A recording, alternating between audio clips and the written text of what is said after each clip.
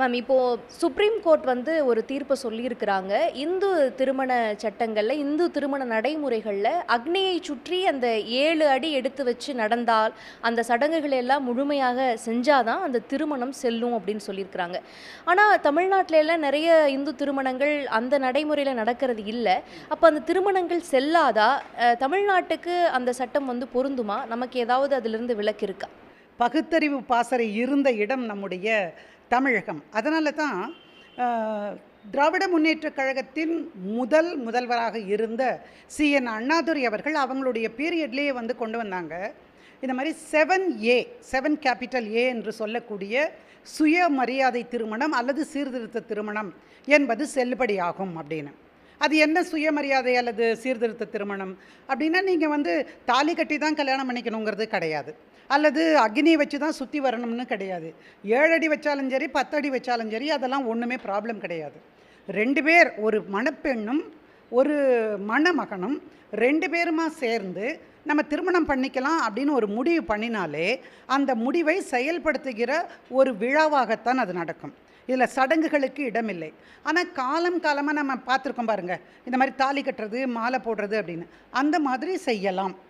வெறும்னே மாலை மாற்றிக்கொள்ளலாம், அல்லது தாலி கட்டி கொள்ளலாம், அல்லது ரிங்கு மோதிரம் போடலாம்.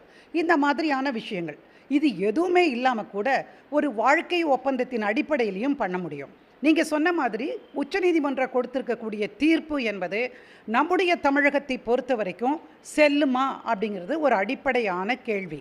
அந்த அடிப்படையான கேள்வியில் இந்த மாதிரி சடங்குகள் இல்லாமலே செய்யப்படுகிற திருமணங்கள் செல்லுபடியாகும் அப்படிங்கிற அந்த ஷரத்து தான், அந்த பிரிவு தான் வந்து 7 கேபிட்டல் ஏல வரக்கூடிய ஒரு விஷயம். ஒரு வழக்கில் கூட நான் பார்த்தேன், ஒரு ஹிந்துவும் ஒரு கிறிஸ்துவரும் 2 பேருமா சேர்ந்து கல்யாணம் பண்ணிக்கிறாங்க. அது உண்மையில் கலைஞர் தலைமையில் நடந்த ஒரு திருமணம். அந்த திருமணத்தையே ஒருவர் வந்து செல்லாத திருமணம் அப்படின்னு போட்டு ஃபேமிலி கோர்ட்டில் ஆர்டர் வாங்கினாங்க. ஆனால் அந்த ஆர்டர் செல்லாது, அந்த தீர்ப்பு தவறு என்று சென்னை உயர்நீதிமன்றம் ஒரு தீர்ப்பு கொடுத்தது. ஆக வழிமுறைகள் மாறுபடலாம். அதுக்காக கல்யாணமே இல்லைன்னு சொல்லுவது என்பது தவறான தீர்ப்பு என்று நான் கருதுகிறேன். இப்போ இளவரசன் அந்த வழக்கில் கூட வந்து உயர்நீதிமன்றம் ஒரு அடிப்படையில் செல்லாதுன்னு சொல்லும் பொழுது உச்சநீதிமன்றம் இது ஆர்டிக்கல் 21க்கு எதிரானது, பர்சனல் சாய்ஸஸ் வந்து மேட் பண்ணுறதுக்கான உரிமைகள் வந்து it's equivalent to right to லைஃப்னு சொல்லியிருக்கிறாங்க. அதை எப்படி புரிஞ்சுக்கிறதுமா? உச்சநீதிமன்றம் சொல்லிடுச்சு 7Aல இப்படியெல்லாம் இருக்கலான் இருக்கும்போது இந்த இடத்துல தான் இருக்கணும், இந்த இடத்துல செய்யக்கூடாதுன்னு சொல்லுவது ஒருவருடைய தேர்வை புறந்தள்ளுவது போல் ஆகும். அதனால் அவங்களுடைய பர்சனல் ரைட் டு லைஃப்பில் நான் தேர்ந்தெடுக்கிற உரிமை, எந்த விதமான ஃபார்மில் கல்யாணம் பண்ணிக்கிறேன்னு சொல்கிற உரிமை எனக்கு இருக்குது அப்படின்னு சொல்லி தான் இது தப்பில்லை அப்படின்னு அன்றைக்கி தீர்ப்பு சொன்னாங்க. இப்போ அதே தீர்ப்பை நான் இங்கே பொருத்தி பார்க்குறேன். எந்த தேர்வை வேணால் எடுக்கலாமே. நான் 7 அடி வச்சா என்ன, 80 அடி வச்சா என்ன, அது ஒரு பெரிய விஷயம் இல்லையே. எனக்கு வேணுங்கிற மணாளனை நான் தேர்ந்தெடுத்து கொள்கிறேன், அவருக்கு வேணுங்கிற மங்கையை அவர் தேர்ந்தெடுத்து கொள்கிறார். இதில் என்ன இருக்குது பெரிய விஷயம் அப்படின்னு தான் நான் நினைக்கிறேன். என்னை பொறுத்த வரைக்கும் மீண்டும் வந்து நீதித்துறையிலே சனாதன சிந்தனைகளுடைய ஆதிக்கம் பெருகி கொண்டு வருவதாக நான் பார்க்கிறேன்.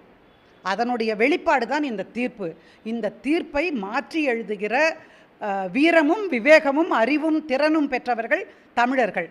அதனால தான் எப்போ 1967லேயே 7 கேபிட்டல் ஏ அப்படின்னு கொண்டு வந்தாங்க.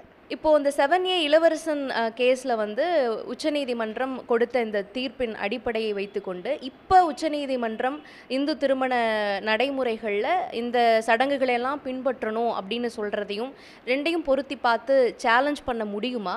இல்லை அது வந்து 7Aக்கு கொடுக்கப்பட்ட தீர்ப்பு அப்படிங்கிறதுனால இந்து திருமண சட்ட தீர்ப்பில் சேலஞ்ச் பண்ண முடியாதா? இந்த 7Aங்கிறதே எப்போ வருதுன்னு கேட்டிங்கன்னா அவங்க சீர்திருத்த முறையில் செஞ்சுக்கிறாங்க.